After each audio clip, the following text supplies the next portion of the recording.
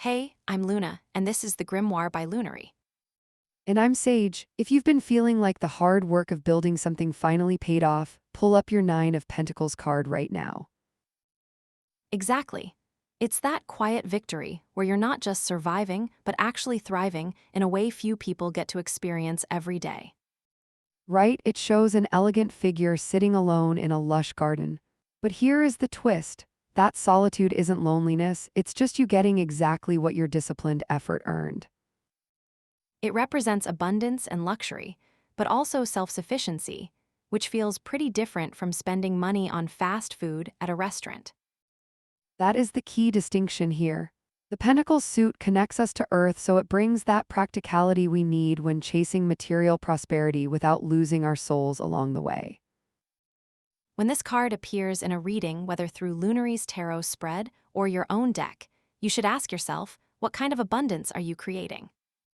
Oh, interesting. I love that question because so often we confuse having things with actually building something meaningful for ourselves.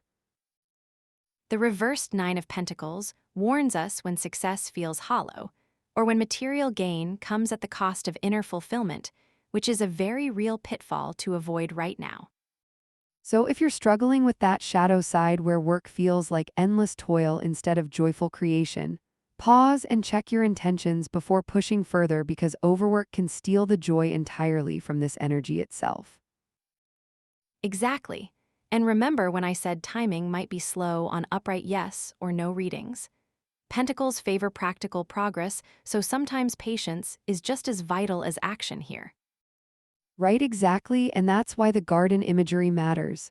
You don't rush growth when you tend to soil properly because trust in your own process becomes part of what makes this abundance real for you. So how do we actually work with this? The first step is meditating on where abundance appears already in your life, so you stop waiting for it to arrive from outside sources entirely. And second, reflect honestly about whether what you have created feels good or if there's a gap between earning and enjoying, which is where the shadow self can hide easily. The affirmation for this card reminds us that we deserve to enjoy everything we've made, because it was earned through our own hands, not luck or magic, but real effort by a person who cares enough to show up every day without failing. That feels like the core of what this card teaches us about ourselves. It's not just about wealth, it's about trusting that our labor matters and deserves its own celebration.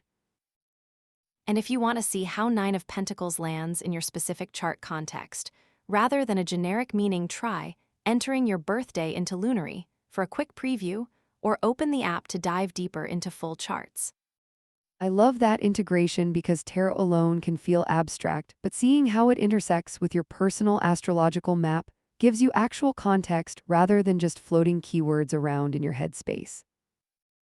So let's close by saying whether this card landed on the table for today or maybe came up earlier.